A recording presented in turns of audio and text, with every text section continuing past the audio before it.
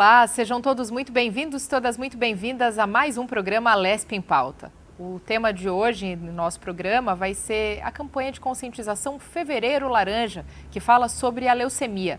Para me ajudar nesse bate-papo, então, hoje tenho dois convidados especiais. Tenho o Dr. Breno Guzmão, oncohematologista, médico do Comitê Científico da Abrale e da Beneficência Portuguesa de São Paulo. E também está aqui conosco para esse bate-papo Melissa Pereira, gerente de apoio ao paciente Abrale, que é a Associação Brasileira de Linfoma e Leucemia. Sejam muito bem-vindos. Obrigada. Obrigado pelo convite. Doutor, gostaria que o senhor começasse falando para a gente. Existem diversos tipos de leucemia, digamos assim.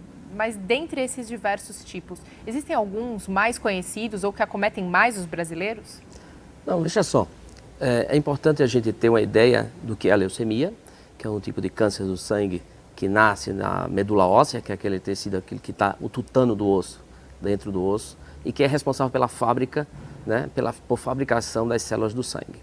Então, daí vem basicamente dois tipos de leucemias, que são as agudas e crônicas, e o que vai diferenciar entre elas é o tipo de célula, se é uma célula imatura da leucemia aguda ou se é uma célula mais madura, que é uma célula da leucemia crônica.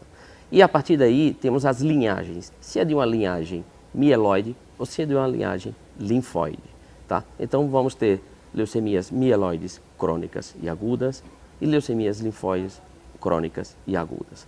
Por exemplo, a linfóide aguda é o tumor mais frequente da criança. Então, é característica dessa idade, tá? E as leucemias mieloblásticas agudas são mais na idade mais adulta. Dentre esses três tipos que o senhor comentou agora pra gente, os sintomas são muito parecidos ou divergem bastante entre cada tipo? Não, são muito parecidos, porque vai depender do acometimento no sangue. Então, como é uma leucemia que vai afetar principalmente os glóbulos brancos, o paciente vai estar sujeito a infecções. Então, o paciente vai ter infecções. Outra coisa que vai acontecer é que a proliferação dessas células neoplásicas vai impedir que as outras células se produzam de forma adequada. Então, o paciente vai apresentar anemia, porque vai impedir que as hemácias se reproduzam de forma adequada, e também hematomas espontâneos ou hemorragias leves espontâneas, ou até mesmo alguns tipos com hemorragia grave, devido ao acometimento da fabricação das plaquetas. Então, os sintomas são parecidos, as características biológicas que são diferentes e o tratamento também será diferente de acordo com a idade. Agora, antes da gente entrar especificamente nas formas de tratamento, existe uma chance de sobrevida maior nas crianças, em jovens ou em adultos? Então, vai depender muito do tipo. Antes a gente falava habitualmente só de ser da criança, ser do adulto, do idoso. Hoje em dia a gente já se aperfeiçoou bastante, já temos muito conhecimento da biologia da doença. Então a gente já subdivide em resultados de acordo com a presença ou não de alguma mutação. Então vai fazendo aquela árvore de decisões de acordo com as mutações e a forma de apresentação.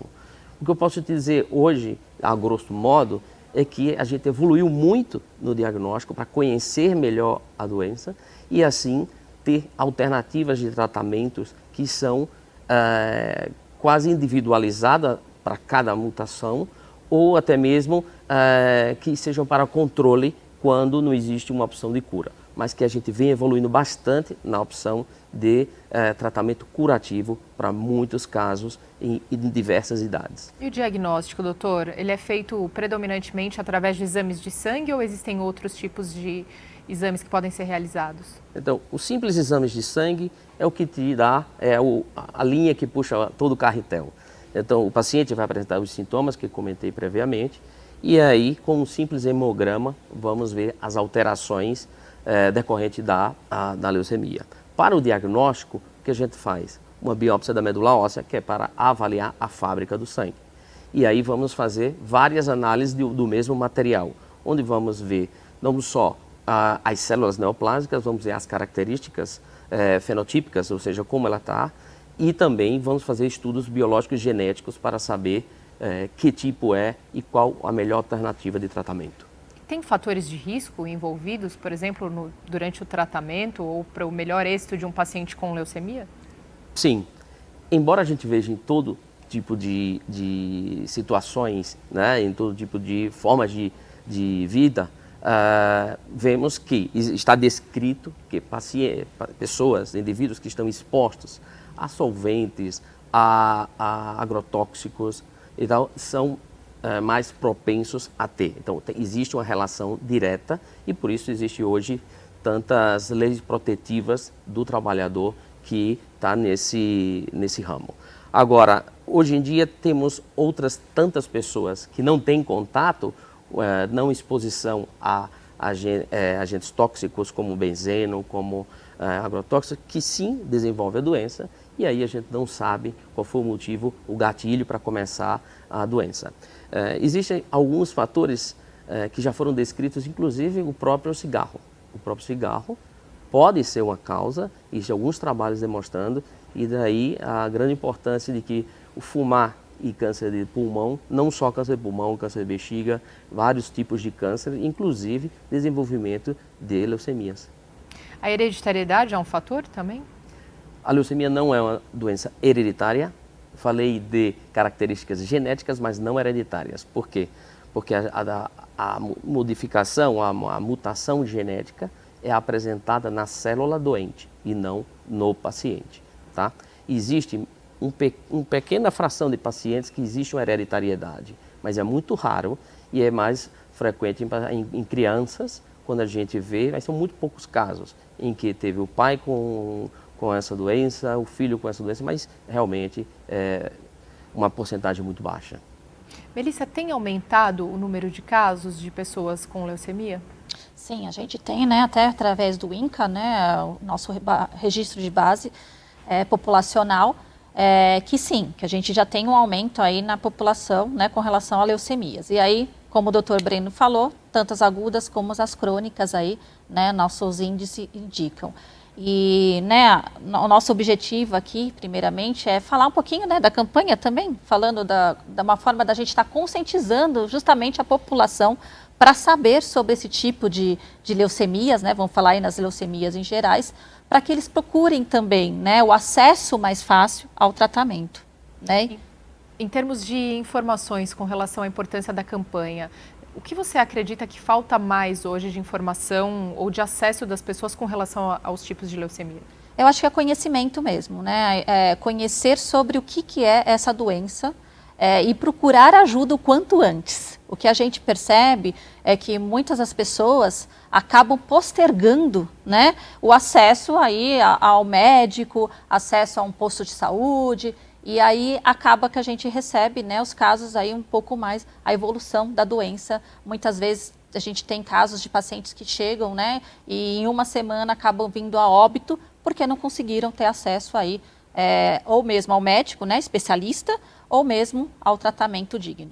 E você percebe um avanço de conhecimento entre a população com relação aos diversos anos em que a campanha Fevereiro Laranja já ocorre? Sim, por ser também uma iniciativa, né, da ABRALE, né, Associação Brasileira de Linfoma e Leucemia, a gente vem com essa proposta mesmo de conscientizar a população sobre a doença, né, e falar mais. Eu acho que é isso, a gente precisa sempre estar falando em pauta mesmo. Então, também agradecendo à Lesp a oportunidade da gente estar vindo aqui falar sobre isso, para que as pessoas conheçam e possam cada vez mais ter conhecimento e difundir, né, falar mais sobre isso. Acho que esse que é o objetivo também aqui. Doutor, voltando agora um pouco para a questão do tratamento, né? A gente fez um panorama geral, digamos assim, um pouco da leucemia. Quais são os diferentes tipos de tratamento ou possíveis tipos? Olha só, dentro dos tipos de leucemia, nós temos cenários fabulosos, como o da leucemia mieloide crônica, que foi descoberto o gene que causava e como inativar esse gene através de medicações que são os inibidores de tirosinquinase. E então deu uma revolução que hoje é um exemplo claro de uma mudança radical na doença.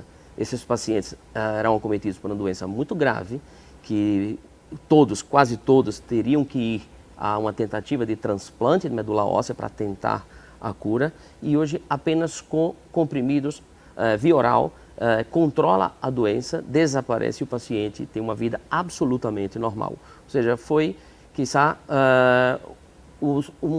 das maiores revoluções na história do mundo do câncer, né? Essa droga, esse mecanismo descoberto e essa forma de tratar. E os pacientes realmente estão muito bem, com uma vida formidável. Agora, nas leucemias agudas, temos também as formas de tratamento que passam por quimioterapias, associadas ou não a terapias-alvo, onde tentam atuar justamente na mutação que é apresentada à doença. E quando a estratificamos ao diagnóstico ou em decorrer da resposta ao tratamento, se ela é mais grave ou menos grave, de mais risco ou menos risco de recaídas, então levamos os pacientes de alto risco ou que apresentem recaídas, levamos ao transplante de medula óssea para chegar à cura. E os efeitos colaterais desses tratamentos são muito diferentes dependendo da idade? Vamos lá, dependendo da idade, o que vem a atrapalhar, vamos dizer assim, o nosso tratamento é que o idoso, ele, por estatística, ele tem mais mutações de alto risco, tá? O próprio envelhecimento do genoma, ele vai adquirindo mutações e pode ter mutações de alto risco, porém, tem características da própria idade. O idoso já vem trazendo comorbidades, né, ao longo da vida, o diabetes, hipertensão, etc., que vai, em alguns casos, atrapalhar na hora de tratar. Então, para submeter um paciente a um transplante, ele passa por uma rígida avaliação, onde a gente vai estratificar o risco para que o tratamento não seja pior que a doença. Então, é super importante, quando a gente vai começar a tratar uma leucemia aguda para um paciente idoso, a gente avaliar também a performance que ele se encontra devido a outras doenças que vem trazendo e comorbidades associadas. Mas nós podemos dizer que a leucemia tem cura em alguns casos? Tem. A leucemia tem cura. A leucemia, a gente, quando trata um paciente, a gente trata em busca da cura, tá? Só que é importante ressaltar que, em alguns casos, sim, que é difícil e não chegamos a alcançá-la. Mas sempre que diagnosticamos, vamos em busca da cura, porque temos ferramentas para isso. Melissa, a Abrale tem esses números? Tem números de percentuais de casos de sucesso, por exemplo? Sim, a gente tem bastante casos, né? Como o doutor até comentou, né? As leucemias crônicas, aí, principalmente a LMC, foi uma evolução que teve aí no tratamento. Então, hoje, a maioria dos nossos pacientes eles vivem normalmente, né? Trabalham, estudam, né? A gente vai depois até poder falar também outros depoimentos também de pacientes que acabam mostrando também isso, né? Essa realidade de que, assim, dá para viver, sim, muito bem, e a gente tem taxas, sim, muito boas de sobrevida de muitos pacientes. A vida no pós-tratamento, doutor, ou durante o tratamento, é normal ou vem algumas limitações, seja de alimentação, de comportamento? Não, imediatamente após o tratamento, a gente pede um pouco de cuidados de resguardo, né? Principalmente resguardo de lugares com bastante aglomeração, cuidados de exposição ao sol, porque receberam tratamentos que podem alterar o sistema imune, que ainda não recuperou totalmente, e também alterações que podem deixar marcas na pele, etc., pela própria química dos tratamentos quimioterápicos. Então a gente pede um pouco de resguardo, mas que ao passar do tempo a gente devolve o paciente à sua vida habitual. E esse é o objetivo, é curar e devolver a vida para eles.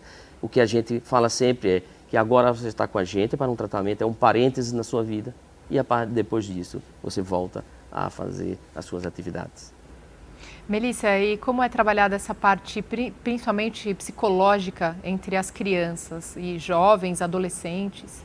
Não, é muito importante, né? A gente acabou de sair aí, né, da campanha Janeiro Branco, já falando sobre a conscientização sobre saúde mental.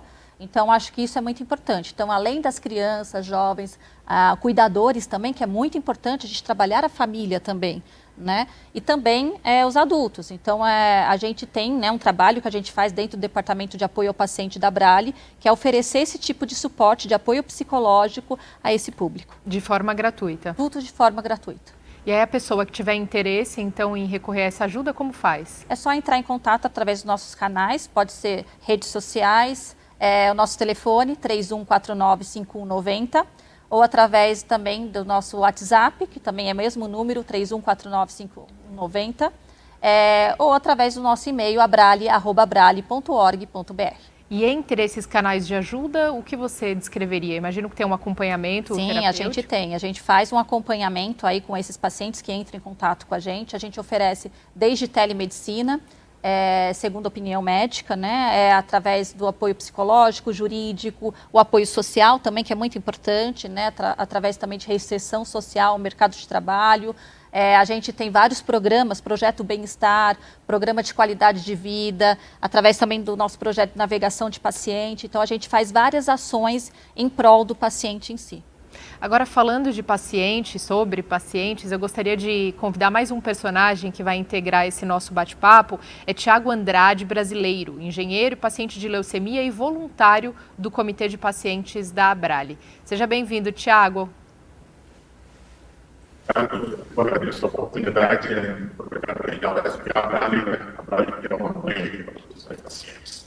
A Abrale está há 20 minutos com vidas todos os dias, vidas de pacientes oncohematológicos, leucemia, farmacêuticos de leucemia hoje, mas há muita gente, inclusive desde 2017, quando eu fui diagnosticado com leucemia. Agradeço muito a oportunidade. Tiago, olha, infelizmente a gente não conseguiu acompanhar e ouvir todo o seu depoimento, porque infelizmente a gente está com um probleminha na conexão, não sei se é na sua talvez. Então, enquanto a nossa parte técnica tenta refazer essa conexão para que a gente possa ouvir seu depoimento, que vai ser muito importante aqui para o nosso programa, eu vou continuar o bate-papo aqui com Melissa e com o doutor também. Assim que o Tiago estiver pronto, ele retorna aqui para nós, conosco. Melissa, o doutor conhecem, né, o caso do Tiago, podem, enquanto isso, ir contando para a gente um pouco mais. Nesse caso, é um paciente já adulto, né, jovem adulto, digamos assim, né, que foi diagnosticado. Isso é mais difícil, doutor? Não, é característico da doença que ele teve, da leucemia mieloblástica aguda, e o adulto jovem. Então, aparece nessa faixa etária, tá? O bom desse caso é que são de características de fator de risco baixo, geralmente não apresentam mutações de mau prognóstico, e que a quimioterapia, a maioria das vezes, é suficiente para a cura do paciente. Em alguns casos, quando apresenta-se, que terá que ser transplantado na modalidade de transplante alogênico, onde é necessário um doador da rede de bancos ou um doador familiar, que a gente faz a busca ao diagnóstico. Em quais casos é necessário esse transplante, doutor? Esse transplante é necessário quando o paciente apresenta características ao diagnóstico que lhe dá um mau prognóstico. Então, a gente estratifica o risco do paciente e aí já vai selecionando que tipo de tratamento, se só a quimioterapia é suficiente ou se será uma combinação de quimioterapia mais transplante de medula óssea. O Tiago, no caso, ele ainda está em tratamento, Melissa, ou ele já está curado? Não, ele está em tratamento ainda, ele faz acompanhamento, né, tratamento. O Tiago, só para todo mundo também que está nos assistindo, ele faz parte do nosso comitê de pacientes, então a Abrale tem um grupo, né, são 15 pacientes, e dentro desses pacientes tem pacientes com leucemias, pacientes com linfoma, pacientes com mieloma e outras doenças que a Abrale atende. E oferece, né, todo o suporte. Então, o Tiago, ele é um dos nossos representantes aí e acaba sempre nos dando esse apoio e também falando, também disseminando a informação do que é a leucemia para outros pacientes. E o Tiago também fez uso desses canais de apoio que você comentou, que a Abrale oferece? Sim, ele ainda faz, tá? Ele faz o acompanhamento com nossa nutricionista e ele também do apoio psicológico, ele também acompanha junto com a gente ainda. Muito bem, assim que a gente tiver, então, o sinal do Tiago novamente com a gente, eu vou pedir para que a nossa equipe técnica nos avise aqui, a gente convida o Tiago novamente, chama ele para ouvir um pouco do depoimento dele, que vai ser muito enriquecedor para esse programa. Doutor, estilo de vida, alimentação, o senhor já comentou que alguns hábitos como fumar, por exemplo, podem contribuir de forma negativa, né, para o aparecimento, para a incidência de diversos tipos de câncer, não só para a leucemia, né? Com certeza. Porque imagine que eu tenha um paciente grave, com uma doença grave que eu preciso transplantar, e o cigarro, ele pode deixar um enfisema, várias patologias secundárias no pulmão, em que impossibilite do paciente ser transplantado. Ou seja, o cigarro pode ser um fator de impedimento, não pela patologia causada, mas sim pelos danos causados no pulmão que impeçam aí o transplante. Então é super importante o estilo de vida, é super importante ter uma dieta equilibrada, uma vida saudável, porque a gente nunca sabe quando chega o problema. E quando a gente chega o problema, a gente tem que enfrentar, e a melhor forma de enfrentar é estando em boas condições. Eu cito um exemplo muito importante que eu tive recentemente no consultório, que a gente vem tratando um paciente jovem de 24 anos que estava fazendo faculdade de medicina, estudante de medicina do 3º ano, e foi diagnosticado uma leucemia linfoblástica aguda, foi tratado conosco e foi transplantado. Correu tudo bem, um paciente jovem, com boa performance, passou por todo esse tratamento que é duro, né? Passou um ano de tratamento, e agora ele volta ao consultório, mas volta já como estagiário nosso na hematologia. Ou seja, ele foi diagnosticado, foi tratado, venceu a leucemia, passou por todas essas etapas e hoje é nosso estagiário e passa conosco visita no hospital. Isso é um momento muito importante para nós, né, que nos dá força de seguir, e ele como um polinizador do conhecimento, de que viveu sua própria experiência e hoje consegue transmitir para os demais toda a sua experiência. A leucemia pode voltar, doutor? Pode. Existe a recidiva, né? Por isso que a gente estratifica o risco. Quando é o risco de recaída. Então, quando a gente só trata com quimioterapia, é porque a gente acha, pelas características ao diagnóstico, de que tem baixa probabilidade de recaída. E quando tem uma alta probabilidade de recaída, nós fazemos a combinação de quimioterapia e transplante de medula óssea para tentar justamente evitar, diminuir ao máximo essa possibilidade de recaída.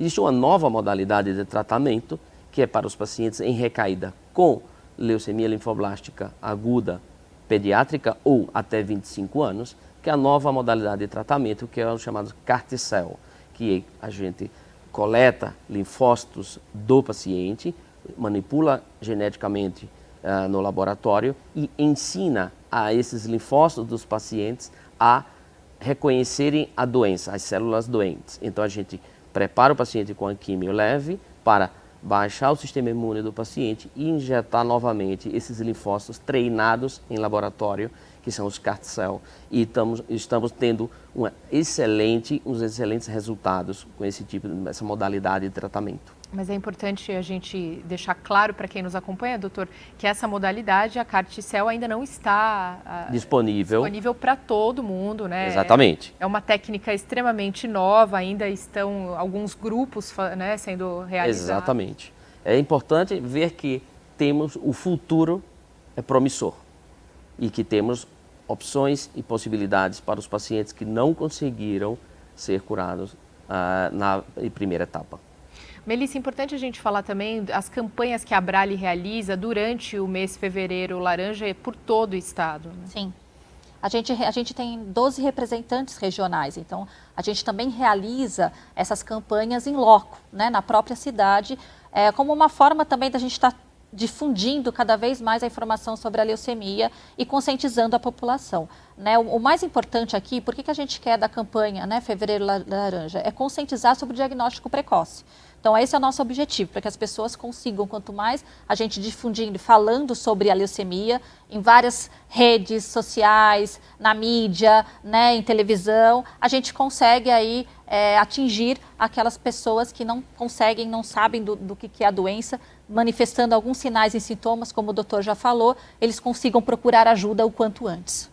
E é importante a gente falar que a campanha Fevereiro Laranja, ela existe, foi instituída aqui no estado de São Paulo por meio da lei número 17.207 de 2019, então que criou e instituiu a campanha Fevereiro Laranja, isso então desde 2019, vai completar 5 anos, né? Sim.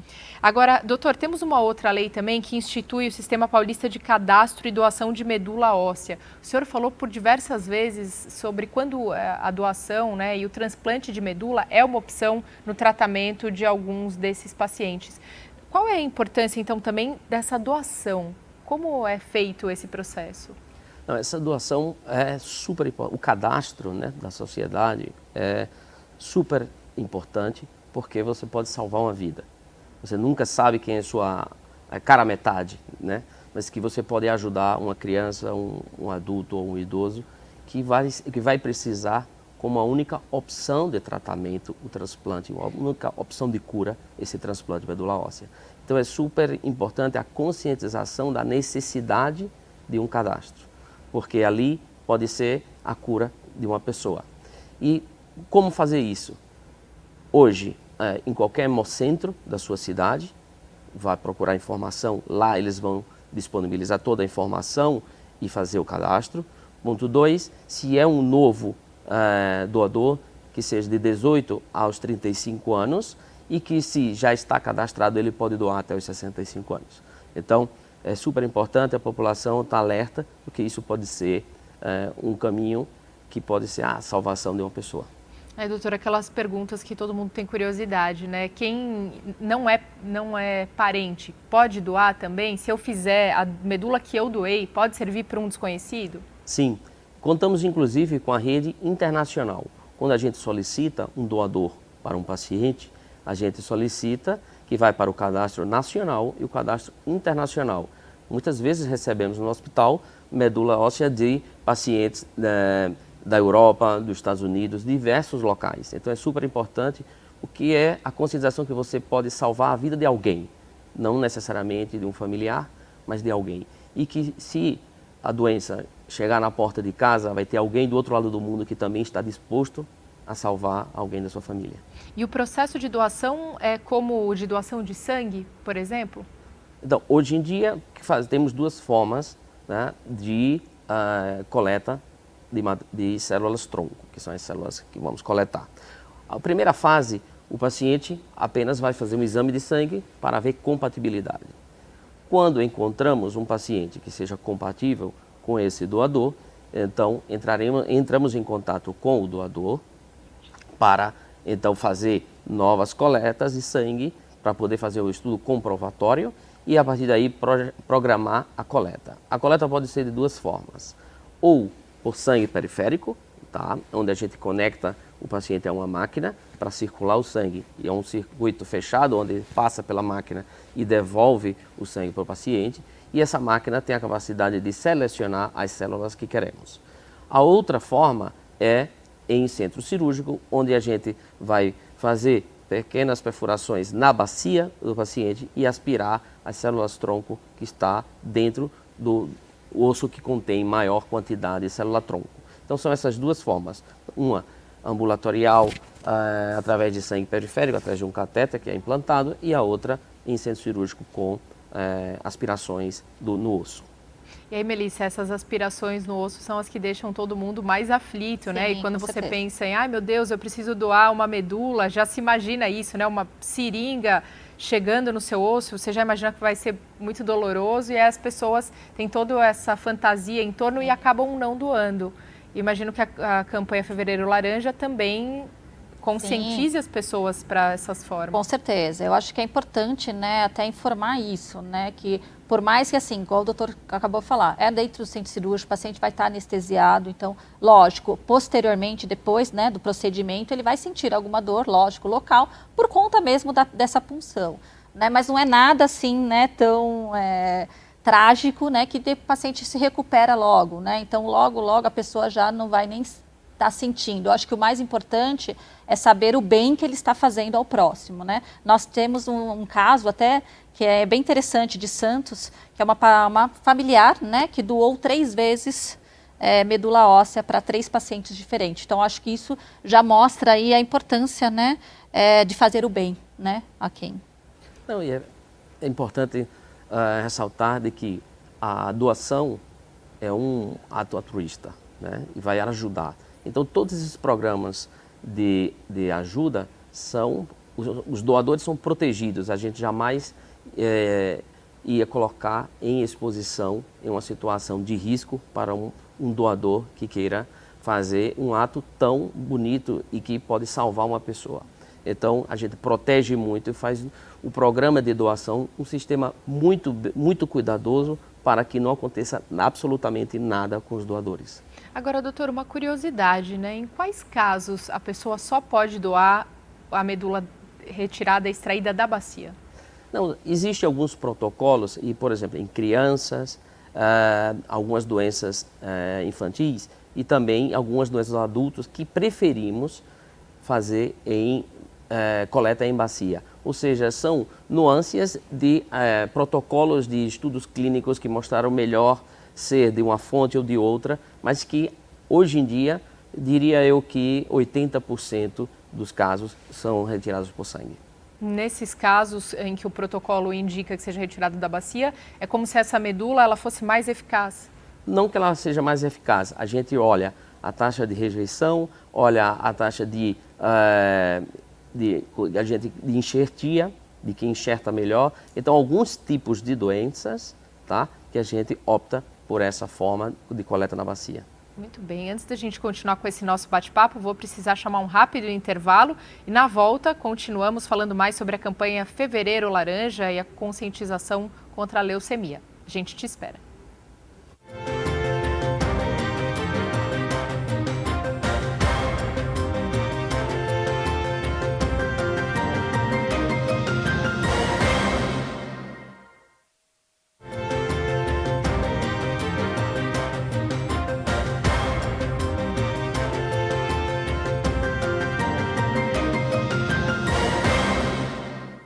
Estamos de volta com a Alesp em Pauta, hoje falando sobre a campanha Fevereiro Laranja, conscientizando sobre a leucemia. No primeiro bloco, continuo aqui com dois convidados, Dr. Breno e também Melissa, e agora nós temos mais um convidado que fala com a gente diretamente da Bahia, Tiago Andrade Brasileiro, ele que é engenheiro, paciente de leucemia e voluntário do Comitê de Pacientes da Abrale. Tiago, seja bem-vindo. Vamos tentar novamente, ver se agora a conexão nos ajuda. Agora vai, com fé em Deus. Muito obrigado, agradeço a oportunidade, muito Breno, a Melissa, a Abrale, né? A Abrale que há 21 anos salva vidas em todo o Brasil, aí, atendendo pacientes com leucemia, principalmente. E eu tenho leucemia mieloide crônica desde 2017. Fui diagnosticado em março e desde então sigo em tratamento. Né, foi bom não ter entrado inicialmente, que eu vi tudo que o doutor falou, né? E fiz uma revisão aqui de todo o conhecimento que eu já tenho para tentar ajudar pacientes de todo o Brasil, pela Abrale, pelo Comitê de Pacientes, onde que eu integro. Então, chega o fevereiro, quando chega um mês especial, Fevereiro Laranja, saindo de Janeiro Branco, onde a gente fala que saúde mental, enquanto há tempo, hoje a gente vive capturando demandas para levar para todos os projetos da Abrale, né, segundo a opinião médica, apoio nutricional, jurídico, psicológico, enfim, são todos pacientes com muitas dificuldades que eu tive desde o início do diagnóstico. Comecei a tomar um inibidor de tirosina quinase, o primeiro não fez efeito, não tem resposta, trouxe uma oscilação emocional muito mais complexa do que o próprio diagnóstico. Porque eu já era um paciente empoderado, buscava informação, e aí parava para pensar assim, será que eu vou entrar naquela estatística dos pacientes que nenhum medicamento funcionou e muita coisa passa pela cabeça. Hoje, uma das coisas que eu faço questão de fazer, além de levar os pacientes para os projetos da Abrale, é de falar da necessidade de cuidar da saúde física, mental e espiritual. Muitos pacientes estão aí desesperados, revoltados, achando que a leucemia é uma sentença de morte. E, de fato, não é. Existem muitas alternativas dentro dos dois grandes grupos que existem das leucemias, né? As leucemias crônicas e as agudas. Tem leucemia que você nem toma medicação, por exemplo. Os pacientes saem de lá, mas doutor, eu tenho um câncer e não vou tomar nenhum medicamento, não vou fazer nenhuma quimioterapia. No caso da leucemia linfocítica crônica, eu conheço vários pacientes.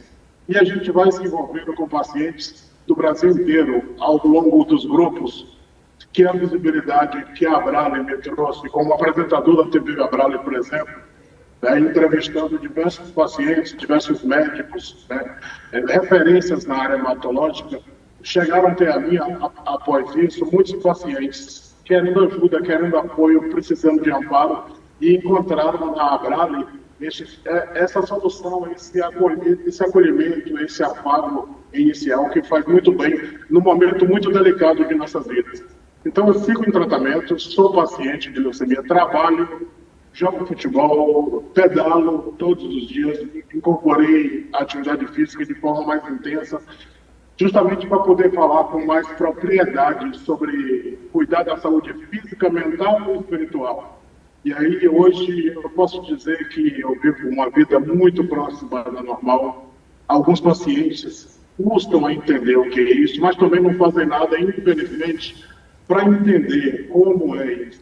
Lógico, existem alguns casos que necessitam de tratamentos mais agressivos, né, como o próprio transplante de medula óssea, mas a gente sabe que a cura é possível. Existem tratamentos inovadores, muita coisa nova vem chegando por aí, estudos clínicos.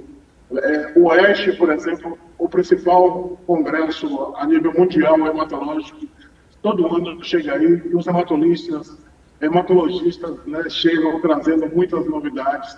O Carcel, por exemplo, que já foi citado aqui, é uma grande novidade, uma grande possibilidade de esperança, né? E muita gente já se sente já proprietário do tratamento. Esse é meu, vem para cá. Assim como outros virão, e a gente confia muito na medicina, na ciência, na farmacologia. No caso da LNC, muitos inibidores, alguns inibidores de tirosina quinase vem chegando também, para engrossar o caldo aí de pacientes aí que estão há 5, 10, 15, 25. Conheço um paciente que completou agora em janeiro 31 anos com leucemia mieloide crônica.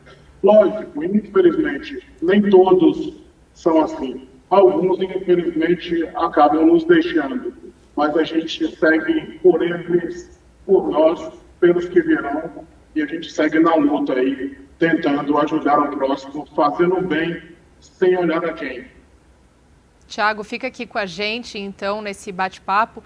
Doutor, eu gostaria que o senhor comentasse agora para a gente, assim como o Tiago trouxe, quantos anos uma pessoa pode ficar em tratamento de leucemia? Como o Tiago disse, ele teve o diagnóstico dele em 2017, mas ele já viu outros pacientes que permanecem em tratamento por mais de 3 décadas.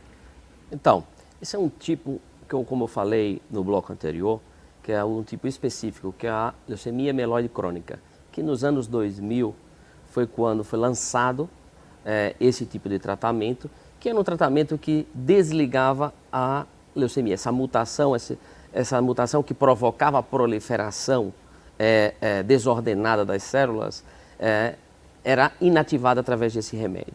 E a partir daí criaram-se novos tratamentos que eram para justamente resgatar os pacientes que não iam funcionar bem com esse primeiro remédio. Então temos 4 gerações de inibidores de tirosina quinase que já justamente para esse tipo de doença. O paciente toma de forma crônica o remédio e que consegue manter o hemograma, os exames de sangue, a leucemia totalmente controlada, totalmente indetectável, mas ele tem que tomar de uma forma crônica. Hoje em dia já existem alguns estudos clínicos para retirada do remédio. Então tem que cumprir alguns critérios de tratamento, de resposta profunda, máxima profunda, adquirida por um tempo determinado para poder pensar em retirar esse remédio. Então é um caso específico, mas como você pode ver, o exemplo do Tiago, vida normal, fazendo todas as suas atividades com uma excelente qualidade de vida. Então realmente é um tratamento revolucionário na história do câncer. Eu acho que é super importante a gente estar falando sobre a evolução dos tratamentos, porque quando os pacientes ou as famílias recebem a notícia de um diagnóstico de leucemia, realmente parece que o mundo se abre, né?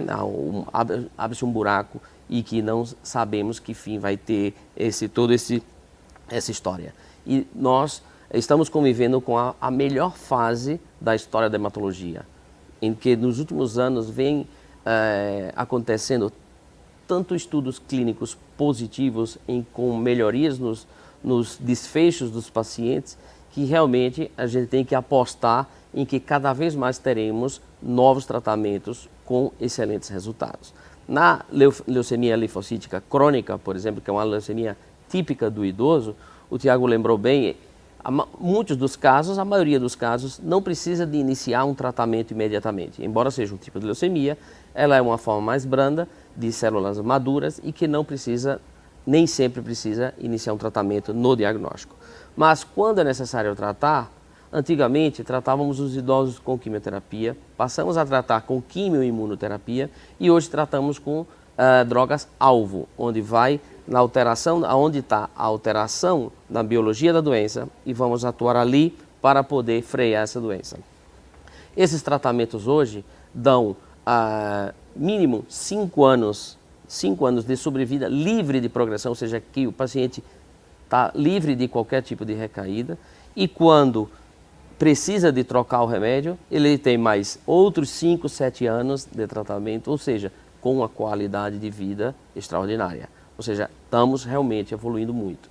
E é por isso que é super importante essas campanhas de fevereiro laranja, das outras cores nos outros meses, que é para poder a gente começar a falar de câncer de uma forma natural. Antes era um tabu. E é importante a gente falar do câncer como uma forma natural para poder ter acesso, para poder a gente falar sobre acesso, sobre diagnóstico, sobre tratamento, sobre dicas de como conviver e como viver com a doença, tanto o paciente como o entorno que também precisa de ajuda. Então é super importante a campanha porque traz à luz toda a problemática que existe, dos avanços que existem e, por exemplo, um assunto tão importante como é a pesquisa clínica, que a pesquisa clínica hoje nos dá o quê? Nos dá acesso a que no futuro novos medicamentos sejam aprovados e utilizados de uma forma geral para todos, mas que na fase de pesquisa clínica são remédios promissores que dá acesso ao paciente a uma droga que ele não teria naquela situação. Então, é super importante a gente falar com tranquilidade sobre o câncer, sobre pesquisa clínica, sobre os benefícios e que tudo isso leva a novos tratamentos para todos na nossa população. Melissa, e mais que isso também a importância da Abrale, né, frente a todo esse diagnóstico e enfrentamento desses pacientes com a doença, assim, criando uma rede realmente de conexão, como o próprio Tiago trouxe para a gente. Sim, com certeza. Isso é muito importante, né? Principalmente para dar esse apoio, essa orientação para esses pacientes. Muitos dos pacientes que a gente recebe, 80% eles são do Sistema Único de Saúde, do SUS, e muitas vezes eles não conseguem, não têm nem acesso, nem conhecimento, né? Às vezes a gente relata muito, né? Não consigo falar muito com o meu médico, então não sei muito bem o que é essa doença. Então a gente tem um papel também fundamental aí de estar dando toda essa orientação, esse apoio. A gente tem várias redes sociais dentro da Abrale que a gente oferece essa informação. Então a gente tem a revista online, a gente tem revista impressa, a gente tem TV Abrale, como até o Tiago comentou, que ele foi um dos entrevistadores. Que é uma forma da gente estar mostrando, né, para o paciente, lives agora que a gente faz também. Então isso é importante, né, é informar cada vez mais e a gente precisa aprender a lidar muito bem com as doenças, principalmente as leucemias, e saber que existe então tratamento e procurar ajuda o quanto antes. E, doutor, resgatando também a questão de quem precisa desse tratamento ou fazer todo esse tratamento no SUS, por exemplo, né, usando da rede pública de saúde. Hoje, esses novos tratamentos também estão à disposição? Infelizmente, não todos. Em alguns tipos de leucemia serão tratados de forma adequada. O transplante medula óssea também ele é feito na rede pública com excelentes centros que realizam. Tá? Nós temos um problema na rede pública que é a deficiência de leitos para transplante. Os que temos são excelentes hospitais com excelentes resultados. Porém, precisamos de mais leitos, né, de maior capacidade para absorver a demanda do sistema público. Quanto aos tratamentos, esses tratamentos, alguns já estão incorporados ao SUS, tá? Então a maioria dos pacientes podem receber, né, nos seus centros especialistas do SUS em cada região, mas ainda tem uma diferença grande entre o sistema público e o sistema privado para a atenção desse tipo de pacientes. Hoje é uma média de espera para o paciente com leucemia que aguarda por esse transplante de medula de quanto tempo, Melissa? A gente teve relatos de pacientes aguardando 5 anos um transplante. Tá? Então, assim, a gente, principalmente na região norte e nordeste, a gente vê muito isso, essa dificuldade. Também em pediatria, né, o doutor comentou, mas também tem em pediatria, dificuldade também de acesso a leitos. Então, aqui também um apelo, né? A gente vem aqui também como uma associação, né? A gente trabalha muito a parte de advocacy, políticas públicas, que é um dos pilares da Abrale também. E a gente vem falando bastante sobre a questão do transplante. Então, é uma dificuldade, sim, dos pacientes hoje estarem realizando o transplante. O nosso presidente da Sociedade Brasileira de Transplante de Medula Óssea, o Dr. Fernando, ele informou que, por exemplo, né, na cidade dele, em Fortaleza, ele está com mais de 160 pacientes aguardando para a realização de um transplante. Então, assim, é uma situação crítica hoje que a gente vivencia no nosso país e a gente precisa aí de ajuda de todos, né, dos nossos parlamentares, deputados, senadores, para que a gente consiga aí melhorar o acesso desses pacientes ao tratamento da leucemia e principalmente do transplante. No estado de São Paulo, essa realidade se mantém na mesma proporção que no país ou não? Já é um pouco mais equivalente? É um pouco mais equivalente. Por exemplo, para a realização de transplantes, temos excelentes centros no estado de São Paulo, em todas as regiões, desde a capital, mas também passando por Jaú, que tem um excelente centro, em Ribeirão Preto também, várias cidades.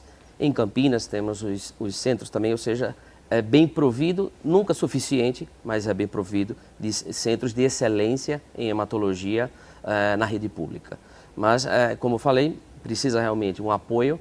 E esse apoio para a rede pública vai desde ampliação dos hospitais, ou criação de novos centros, mas também podemos contar com a parceria público-privada para aumentar em paralelo a rede de atendimento dos pacientes com leucemia, seja só com a leucemia, ou seja com a leucemia e que precisem de transplante.